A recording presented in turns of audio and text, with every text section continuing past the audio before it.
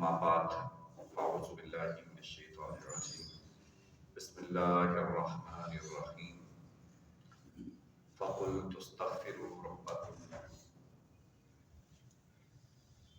انہ کان غفارا یرسل السماء علیکم مدرارا ویمددکم باموال وبنین ویجعل لکم جنات ویجعل لکم انہارا ما لکم لا ترجون للہ وقارا وقد خلقکم اطوارا آمنت باللہ صدق اللہ مولانا العظیم وبلغنا رسولہ النبی الکریم الامین ونحن على ذلك لمن الشاہدین والشاکرین والحمد للہ رب العالمین۔ حمد و صلات کے بعد معزز و محتشم قابل صد احترام سامعین کرام، اللہ جل مجدہ کی توفیق اور حضور نبی اکرم شفیع محمد صلی اللہ علیہ وسلم کے نالین اقدس کے تصدق سے ہم نماز جمعہ کے لیے یہاں پر حاضر ہیں۔ خالق کائنات جل وعلا میری اور آپ کی یہ حاضری اپنی بارگاہ بے کس پناہ میں شرف قبولیت عطا فرمائے۔ شب برات کے حوالے سے چند ایک گزارشات میں آپ کے سامنے پیش کروں گا۔ شب برات کو عام طور پر عبادت کی رات جانا جاتا ہے، اور یہ ان راتوں میں سے ایک رات ہے کہ جس ایک رات کی عبادت اللہ تبارک و تعالیٰ نے پہلی امتوں کی پوری زندگی کی عبادت سے بہتر قرار دیا۔ ان میں ایک شب برات بھی ہے، اور یہ وہ رات ہے کہ جس رات میں اللہ تبارک و تعالیٰ نے قرآن نازل فرمایا۔ شب قدر میں بھی قرآن نازل فرمایا، لیکن یہ بات یاد رکھیں کہ نزول قرآن کا آغاز شب قدر میں ہوا، اور نزول قرآن کی تکمیل، قرآن پاک کا آغاز نزول کا وہ شب برات میں ہوا، اور اس کی تکمیل شب قدر میں ہوئی ہے۔ تو اس طرح یہ دونوں راتیں عبادت کی راتیں ہیں۔ شب قدر بھی باعث برکت رات ہے، شب برات بھی برکت والی رات ہے۔ مختلف تفاسیر سے سورہ دخان کی جو پہلی آیت ہے، انا انزلناہ فی لیلۃ مبارکۃ انا کنا منذرین فیہا یفرق کل امر حکیم، کہ بے شک ہم نے اس قرآن کو برکت والی رات میں نازل کیا۔ امام جلال الدین سیوطی رحمۃ اللہ علیہ کی تفسیر جلالین میں اس کی تفسیر یوں کی گئی ہے کہ برکت والی رات سے مراد لیلۃ النصف من شعبان، یعنی شعبان کی 15ویں رات ہے۔ تو یہ صرف ایک مفسر کی رائے نہیں ہے، بلکہ یہ اصحاب رسول صلی اللہ علیہ وسلم کے پورے ایک گروہ کی رائے ہے، اور یہ وہ اختلافی مسئلہ ہے کہ جس کے بارے میں حضور صلی اللہ علیہ وسلم نے فرمایا اختلاف امتی رحمت، میری امت کا اختلاف رحمت ہے۔ مطلب یہ ہے کہ جو لوگ کہتے ہیں کہ نہیں شب برات میں قرآن نہیں نازل ہوا بلکہ صرف شب قدر میں ہی نازل ہوا ہے، تو جو شب برات کو بھی مانیں گے، اس میں بھی عبادت کر لیں گے، اس میں بھی ذکر و اذکار کر لیں گے، اس میں بھی کچھ روزے رکھ لیں گے، تو ان کا عبادت کرنا، ریاضت کرنا، تسبیح و تحلیل کرنا، استغفار کرنا، اللہ کی بارگاہ میں آنا وقت نکال کر، تو یہ سب کچھ امت کے لیے رحمت بن جائے گا۔ تو اس لیے فرمایا اختلاف امتی رحمت، میری امت کا اختلاف رحمت ہے۔ تو پورے صحابہ کرام کا ایک گروہ اس طرف گیا ہے کہ یہ جو اللہ نے قرآن نازل فرمایا انا انزلناہ فی لیلۃ مبارکہ، برکت والی رات میں ہم نے اس قرآن کو نازل کیا، تو وہ کہتے ہیں کہ برکت والی رات سے مراد لیلۃ النصف من شعبان ہے، شعبان کی 15ویں رات ہے۔ اور یہ رات نہ صرف حدیث سے ثابت ہے بلکہ قرآن کی نص قطعی سے ثابت ہے، جس کا انکار کسی صورت میں ممکن نہیں ہے۔ تو اس لیے عزیز دوستو، جمہور علماء اور علماء اہل سنت خاص طور پر پوری دنیا کے اندر وہ شعبان کی رات میں عبادت کرنے کو مستحسن قرار دیتے ہیں اور توبہ کرنا، معافی مانگنا. پھر آگے یہ جو کہا جاتا ہے کہ اس رات میں اعمال تقسیم ہوتے ہیں، اعمال لکھ دیے جاتے ہیں، بارگاہ خداوندی میں پیش کیے جاتے ہیں. اس کی تفصیل بھی ہمیں قرآن سے بھی ملتی ہے، حدیث سے بھی ملتی ہے. اسی سے اگلی آیت پڑھیے ذرا، فیہا یفرق کل امر حکیم. اس رات میں سارے حکمت والے کام تقسیم کر دیے جاتے ہیں، ڈیوٹیز لگا دی جاتی ہیں. آئندہ سال کس نے کیا کرنا ہے، کس نے کیا کرنا ہے، کس نے کیا کرنا ہے. اور اگر یہ کام شب قدر میں نہیں ہوتے تو پھر 100% اس سے مراد شب برات ہی ہے. اس سے مراد شب برات ہی ہے. انا انزلناہ فی لیلۃ مبارکہ فیہا یفرق کل امر حکیم امرا من عندنا انا کنا مرسلین.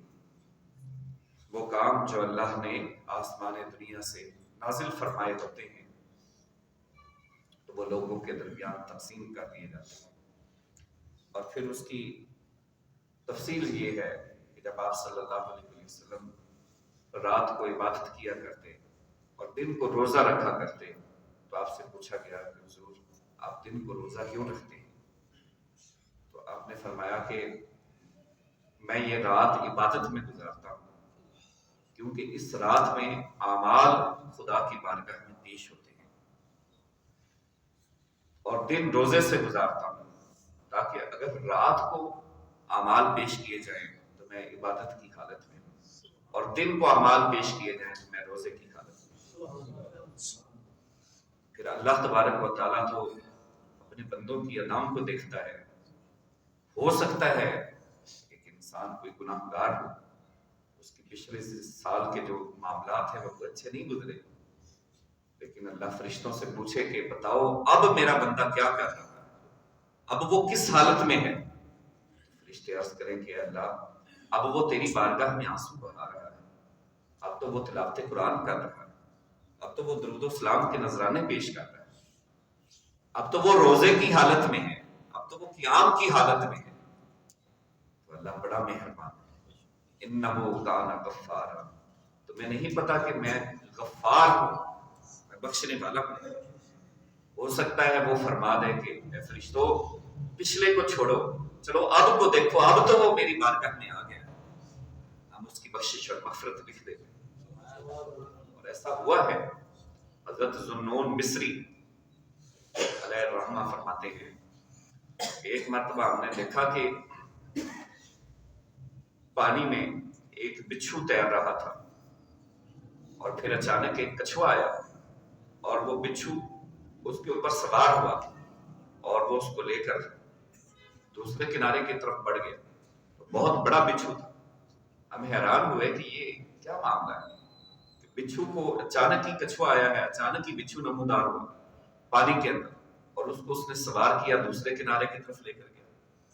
تو ہم دوسرے کنارے کی طرف چلے گئے نہر کے. تو وہاں پر دیکھا تو ایک شخص وہاں پہ سویا ہوا تھا نہر کے کنارے، اور اس کے اوپر ایک سانپ اٹیک کرنے والا تھا.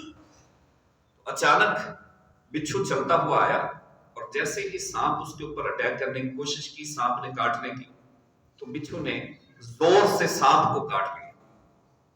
اس سے وہ شخص بچ گیا.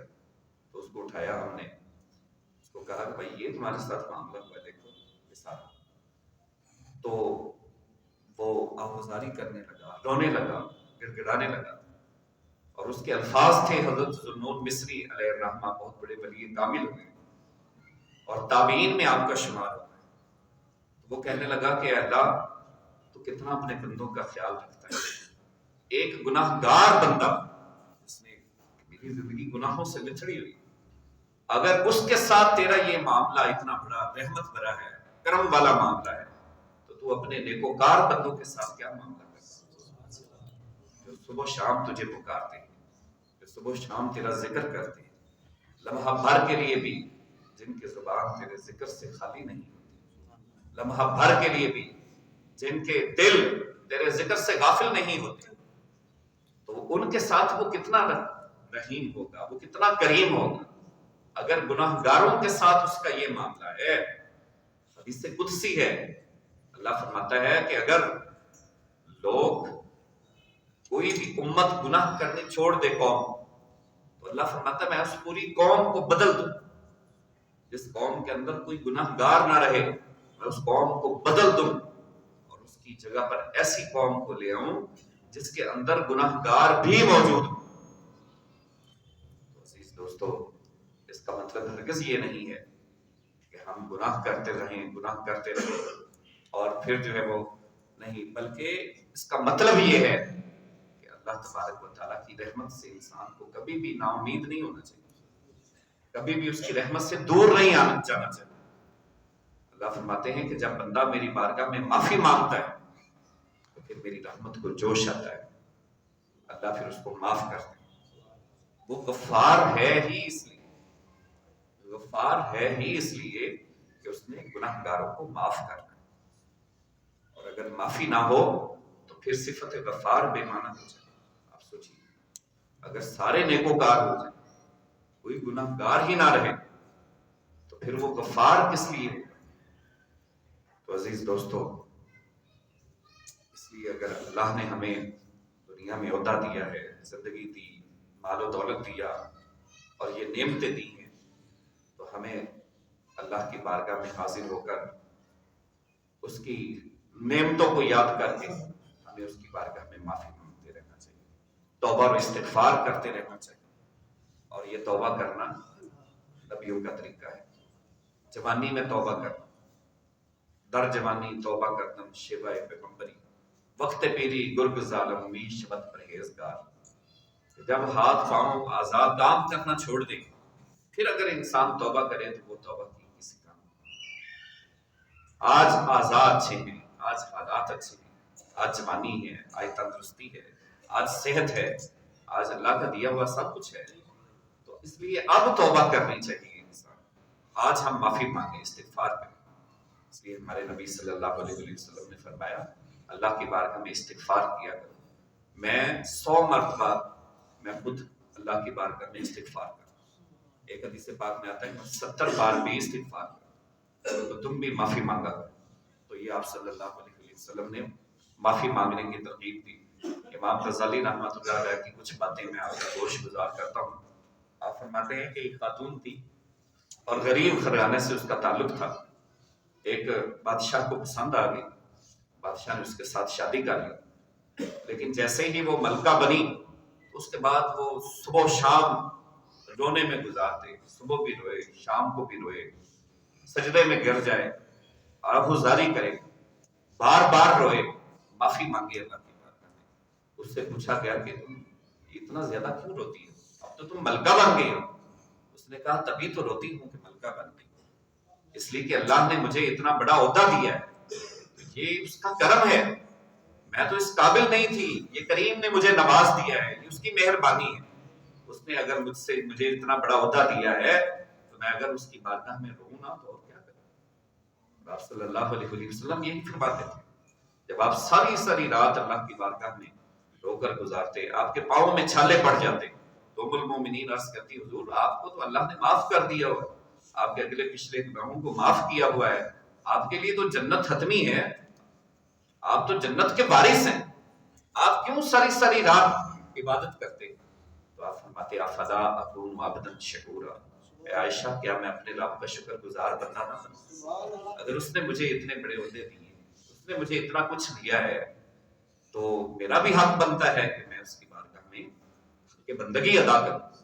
تو رب نے مکمل طور پر انسانوں پر اپنا حق ربوبیت ادا کر دیا ہے.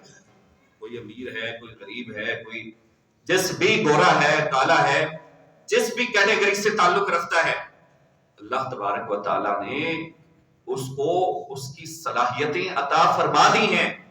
وہ یہ نہیں کہہ سکتا کہ مجھ میں کمی ہے کسی چیز کی اور فلاں انسان میں کسی چیز کی زیادتی ہے، یہ وہ کہہ ہی نہیں سکتا، یہ وہ دعویٰ کر ہی نہیں سکتا. اس لیے کہ اگر کسی کو اللہ نے دولت کی نعمت عطا فرمائی ہے تو کسی کو اللہ نے اطمینان قلب بھی دیا ہوگا.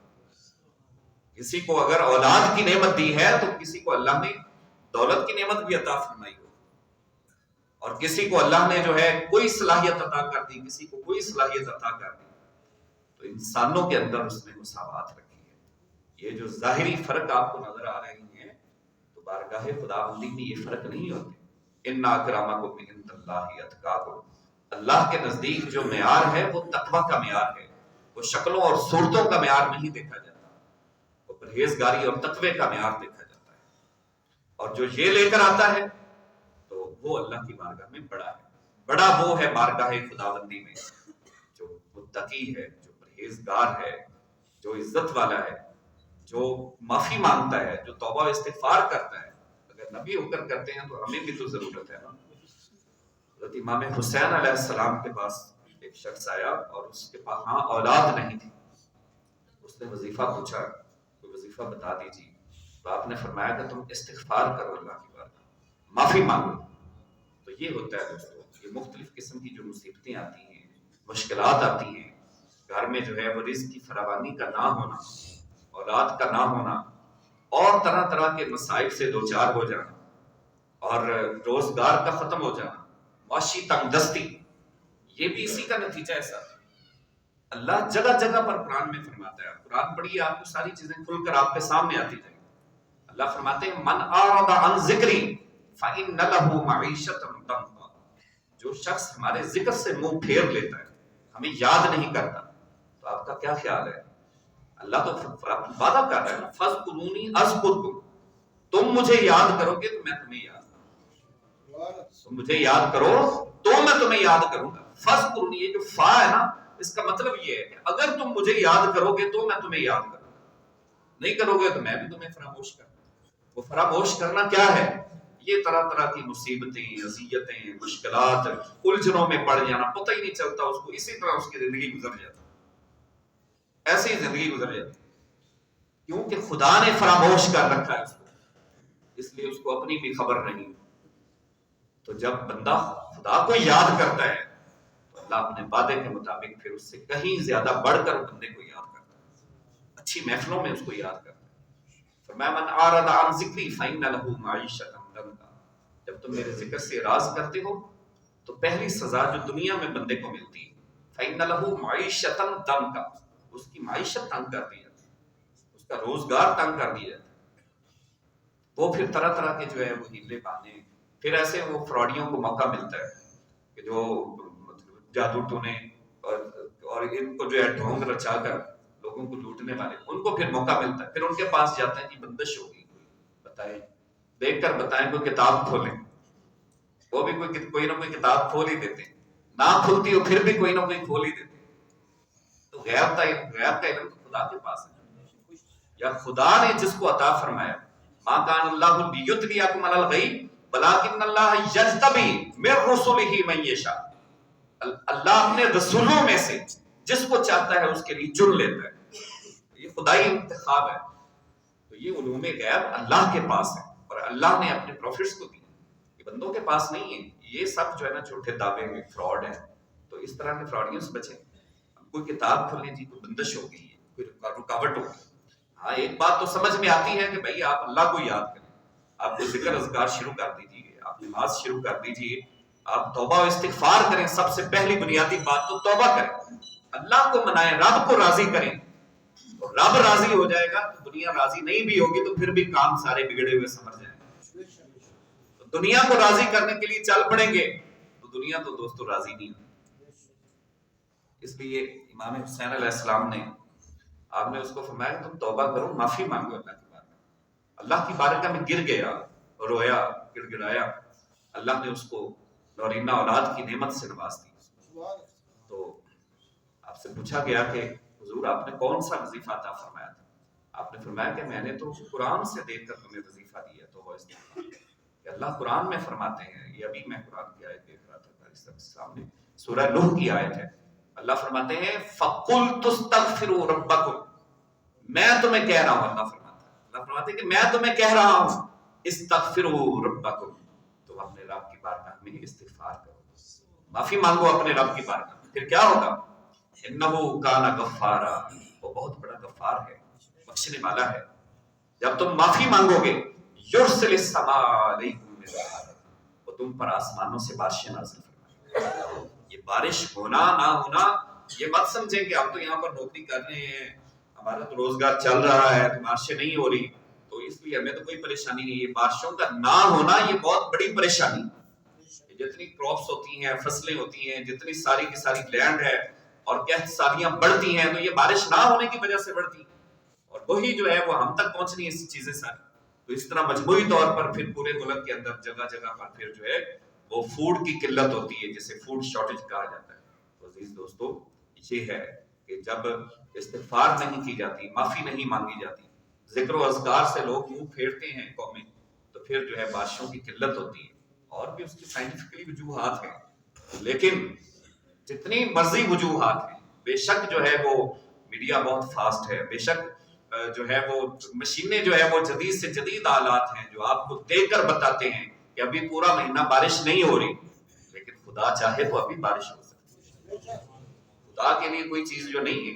उम्मुल मोमिनीन हज़रत आयशा फरमाती, कहत पड़ गया एक मरतबा, लोग आपके पास आए, कहने लगे बारिश नहीं हो रही। आपने फरमाया जाओ हुजूर सल्लल्लाहु अलैहि वसल्लम के रोज़े अतर, बारिश का नामो निशान ही नहीं था दूर दूर तक। फरमाया हुजूर के रोज़े अतर से सुराग कर, बुखारी शरीफ की हदीस से पाक है। उन्होंने हुजूर के रोज़े अतर से थोड़ा सा सुराग कर दिया, उसी टाइम बारिश नाजिल होना शुरू हुई। तो ये है, खुदा चाहे तो जब चाहे बारिश नाजिल करे। तो बारिश का जो हतमी इल्म है वो अल्लाह के पास है।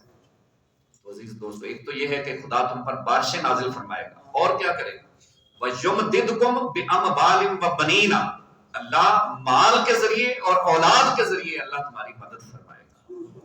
सिर्फ यही नहीं कि दुनिया में माल और औलाद के जरिए तुम्हारी मदद करेगा, वयजअल लकुम जन्नातिन वयजअल लकुम अनहारा, अल्लाह तुम्हारे लिए जन्नतें तैयार कर देगा, अल्लाह तुम्हारे लिए नहरें तैयार कर देगा। ठीक है, तो ये है, ये तौबा और इस्तिगफार के फवाइद हैं। हज़रत मूसा अलैहिस्सलाम के दौर में एक शख्स बहुत बड़ा गुनहगार था। ये भी इमाम गज़ाली रहमतुल्लाह अलैहि इहया उल-उलूम के अंदर उन्होंने ये बात नकल की है। तो हज़रत मूसा अलैहिस्सलाम ने कहत पड़ गया, अल्लाह की बारगाह में दुआ की, लोगों को इकट्ठा किया, सारी कौम को, और दुआ की कि अल्लाह पाक बारिश नाज़िल फरमा दे। तो आतिफ़े गैब से आवाज़ आई कि मूसा, तुम्हारी कौम के अंदर एक बंदा ऐसा है जो पिछले 40 साल से मुझे नाराज करके बैठा है और गुनाहों पर गुनाह किए जा रहा है, तो जब तक वो जो है वो तुम्हारी कौम में मौजूद रहेगा तब तक मैं बारिश नाज़िल नहीं करूंगा। हज़रत मूसा अलैहिस्सलाम ने पूरी कौम को इकट्ठा किया और आपने ऐलान फरमाया, कौन है जो पिछले 40 सालों से मुसलसल खुदा की नाफरमानी कर रहा है। उसको तो पता चल गया, एक शख्स नाफरमानी कर रहा तो अल्लाह उस कौम पर बारिश नाज़िल नहीं करता।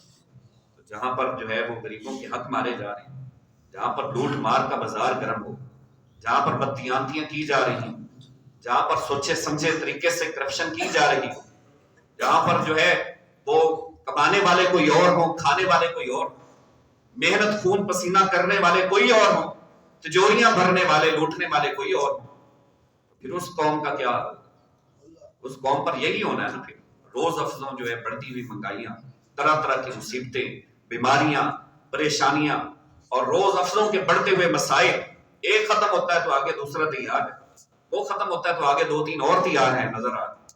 तो फिर ये हाल होते हैं कौम। मजमूई तौर पर हम सब इसमें शामिल, सब इसमें शामिल है। बहैसियत कौम किसी फर्द वाहिद की बात नहीं करती। तो हज़रत मूसा अलैहिस्सलाम ने आपने वार्न किया, कौन है, अब पता चल गया। जिसको पता होता है कि मेरी जिंदगी कैसी गुजरी है, मेरा माजी कैसा है, उसके सामने जो है वो आ जाता है, खटकना शुरू हो जाता है। आप सल्लल्लाहु अलैहि वसल्लम ने फरमाया, अल इस्मु मा हाका फी सदरिक, गुनाह वो है जो तेरे सीने में खटके। बंदे को पता होता है कि मैंने क्या किया, मेरे जो है वो सोर्स ऑफ अर्निंग क्या है, मेरे कमाई के जराए क्या है, माँ बाप के साथ मेरा रवैया क्या है, अदर जो है रिलेटिव्स के साथ मेरा क्या ताल्लुक है, क्या रवैया है उनका, कितने मेरी अच्छाइयां हैं, कितनी मेरी बुराइयां हैं, मैं क्या कर रहा हूँ, किधर जा रहा हूँ, सुबह से शाम तक क्या मेरी एक्टिविटीज हैं, किन कामों में मैं मुब्तला रहता हूँ, कितने झूठ बोलता हूँ, कितनी गिबतें करता हूँ, कितनी बददियानतियां करता हूँ, कितनी चुगलियां करता हूँ, कितनी खुशामदें करता हूँ, और कितनी मैं तौबा इस्तिगफार करता हूँ, कितनी माफिया मांगता हूँ। हर बंदे को पता है कि کون کتنے پانی میں، تو اب اس کو پتا چل گیا، وہ بھی شامل تھا، لیکن اب اس کو پتا چلا کہ اللہ کے نبی سے بات نکل گئی، اب یہ تو راز کھلا ہی کھلا، یہ تو راز کھلا ہی، تو دل سے معافی مانگنا شروع کر دی۔ امام غزالی رحمۃ اللہ علیہ فرماتے ہیں کہ ساتھ ادھر ادھر دیکھے، ساتھ روئے اور چپکے چپکے روئے، لیکن اس قدر ٹوٹ کر رویا، اس قدر ٹوٹ کر رویا کہ رائٹ لیفٹ کسی کو پتہ بھی نہ چل جائے کہ شاید یہی وہ شخص ہے جس کی وجہ سے بارش نہیں ہو رہی۔ ہجوم غم میں بھی توہین ضبط غم نہ ہوئی، ہجوم غم میں بھی توہین ضبط غم نہ ہوئی، ہم اس انداز سے روئے کہ کسی کو خبر نہ ہوئی، اس احتیاط کے ساتھ اس نے آنسو بہائے۔ حضرت موسیٰ علیہ السلام نے دوبارہ پھر پکارا، نہیں بولے، تیسری مرتبہ پھر پکارا، لیکن وہ اس قدر جو ہے وہ ٹوٹ کر گرا کہ گر ہی گیا، اس کو ہوش نہیں رہی کہ میں باہر نکلا ہوں، اللہ کے نبی پکار رہے ہیں، لیکن دل ہی دل میں معافی مانگ رہا ہے۔ اچانک ایسا ہوا کہ رم جھم بارش شروع ہوئی، بارش نازل ہوئی، اور اس قدر تیز بارش ہوئی کہ لوگ جو ہے بکھر گئے ادھر ادھر، اور لوگ گھروں کی طرف چلے گئے۔ حضرت موسیٰ علیہ السلام بھی خوش ہو گئے، گھر کی طرف آئے، بارش ہو گئی، زمانہ قحط ختم ہوا۔ حضرت موسیٰ علیہ السلام نے اللہ کی بارگاہ میں عرض کی کہ پروردگار عالم، تو نے تو کہا تھا کہ جب تک وہ گناہ گار موجود ہے میں بارش نازل نہیں کروں گا۔ اللہ نے فرمایا کہ موسیٰ، میری اس بندے کے ساتھ صلح ہو گئی، میری اس بندے کے ساتھ صلح ہو گئی۔ امام غزالی رحمۃ اللہ نے بڑی خوبصورت بات لکھی ہے، یہ میرے اور آپ کے لیے مشعل راہ ہے اور سنگ میل کی حیثیت رکھتی ہے۔ امام غزالی رحمۃ اللہ علیہ فرماتے ہیں کہ بارش نہیں ہو رہی تھی اس شخص کی وجہ سے نہیں ہو رہی تھی، پھر جب اللہ نے بارش نازل فرمائی تو وہ بھی اسی شخص کی وجہ سے بارش نازل۔ جب انسان ٹوٹ کر اس کی بارگاہ میں گرتا ہے پھر وہ اولاد بھی دیتا ہے، پھر وہ بارشیں بھی دیتا ہے، پھر وہ مال بھی دیتا ہے، رزق بھی دیتا ہے، صرف دنیا ہی نہیں دیتا، وَيَجْعَلْ لَكُمْ جَنَّاتٍ وَيَجْعَلْ لَكُمْ أَنْهَارًا، وہ پھر جنتیں بھی عطا فرماتا ہے، باغات اور نہریں بھی عطا فرماتا ہے۔ اس کی بارگاہ میں کسی چیز کی کمی نہیں ہے، کمی ہے تو یقین جانیے یہ میرے اور آپ کے ظرف کی کمی ہے۔ ایک توئی ناداں چند کلیوں پہ کنات کر گیا، یا تو علاج تنگی داماں، یہاں تو جو مانگنے والے آتے ہیں پہلے ان کو بتایا جاتا ہے پہلے یہ مانگو کہ اللہ میرا ظرف بڑا کر دے، پھر یہ مانگو کہ آپ ظرف کو بھر بھی دیں، تو اس کا ظرف بڑا بھی کر دیا جاتا ہے، بھر بھی دیا جاتا ہے۔ قُلِ اللَّهُمَّ مَالِكَ الْمُلْكِ تُؤْتِي الْمُلْكَ مَن تَشَاءُ، وہ چاہے تو کسی کو راتوں رات سلطنت عطا فرما دے، وَتَنزِعُ الْمُلْكَ مِمَّن تَشَاءُ، چاہے تو چھین بھی لیتا ہے، وَتُعِزُّ مَن تَشَاءُ وَتُذِلُّ مَن تَشَاءُ۔ تو عزیز دوستو، یہ مقصد ہے، یہ جو رات آ رہی ہے کہ اس رات میں ہم اپنے رب کی بارگاہ میں حاضر ہو جائیں، معافی مانگیں، توبہ و استغفار کریں، اور جو ہے ہم اپنی زندگی ذکر و اذکار میں گزاریں، لمحہ بلمحہ چلتے پھرتے کاروباری زندگی میں ہوں، جہاں بھی ہوں، ہم اپنے خالق اور مالک کو یاد رکھیں، اور اس کے ساتھ جو ہمارا تعلق ہے، تعلق بندگی، وہ مضبوط ہو جانا چاہیے، وہ نہیں ٹوٹنا چاہیے۔ یہی ان دنوں کا میسج ہوتا ہے، یہی ان دنوں کا پیغام ہوتا ہے، رمضان ہو، شعبان ہو، رجب ہو، یا اور خاص دن ہو، یا عید الفطر ہو، عید الاضحیٰ ہو، تو ہر جگہ پر یہی میسج دیا جاتا ہے کہ اللہ کے ساتھ جو ہمارا تعلق بندگی ہے وہ مضبوط ہو۔